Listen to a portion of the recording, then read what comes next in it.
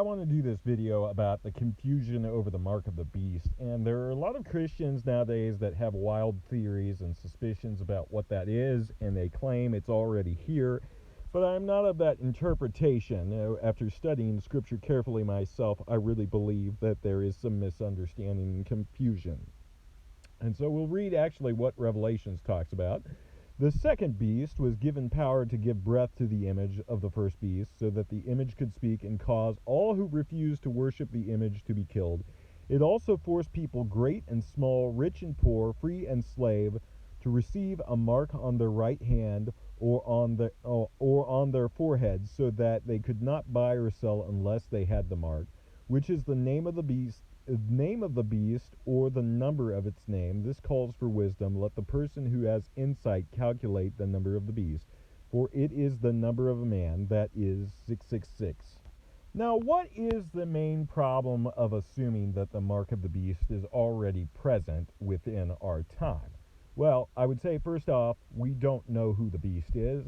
Apparently, according to this, in Revelations itself, the mark of the beast will be introduced after the rise of the Antichrist. I mean, and if you look in Thessalonians, it talks about the man of lawlessness, which is basically, and we'll take a look at that passage, but he is basically a one person who goes into the temple of the Lord and sets himself up as a god in that temple, and then he'll rule over the inhabitants of the earth as he pleases. Let's take a look at that passage. All right, do not let anyone deceive you in any way, for that day will not come until the rebellion occurs and the man of lawlessness is revealed, the man doomed for destruction.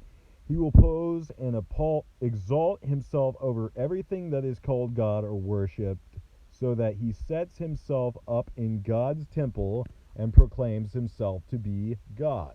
Now, this is where a bit of historical and background information is very helpful, because we got to understand that in the current times, there is not yet an actual Jewish temple in the land of Israel. There was during the time of Paul, and that was the second temple that was built after the time of Babylonian exile. But after Paul was executed, a few years later, around 70 A.D., the second temple was destroyed, and so there has not been a temple in Israel ever since that has been the Lord's temple. And so it refers in this passage, this man of lawlessness will arrive on the scene and set himself up in the very temple of God.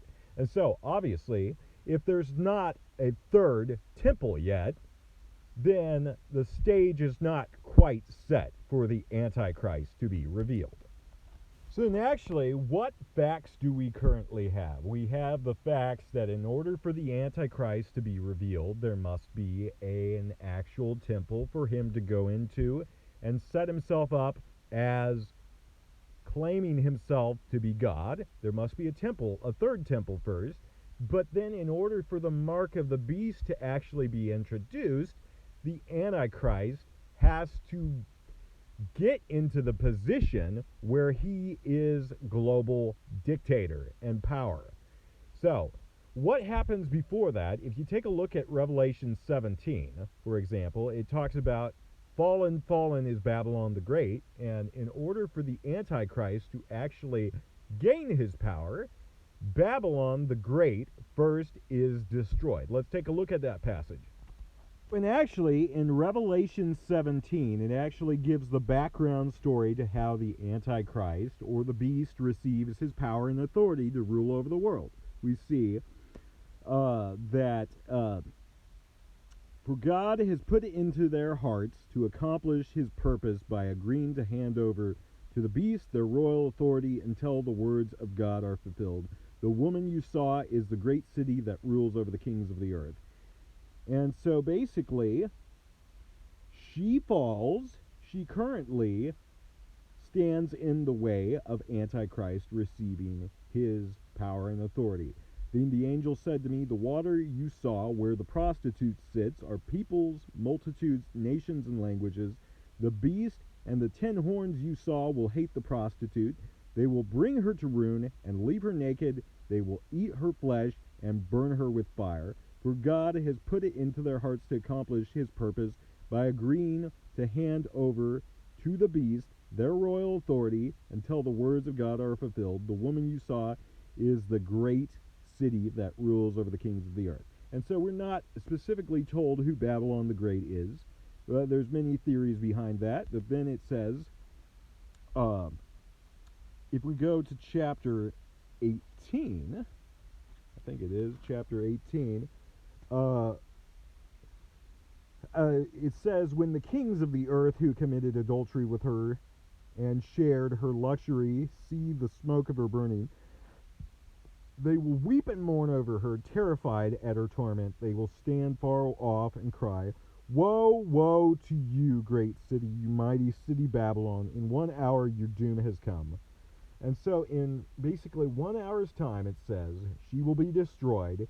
And during that short period, there will be a short period afterwards where all the kings and the rulers of the earth will decide to elect, basically, an antichrist, a one world global leader. And after that happens, sometime after that happens, this one world global dictator will introduce what is called the mark of the beast. And that's I think, the chronology that we can place these events in. First there is, the fall of Babylon, the one world dictator, the man of lawlessness, or the beast, will go into God's temple, proclaim himself to be God. He'll be given authority by the people who rule over the earth. They will nominate him to be the one world global power, and then he will introduce the mark of the beast.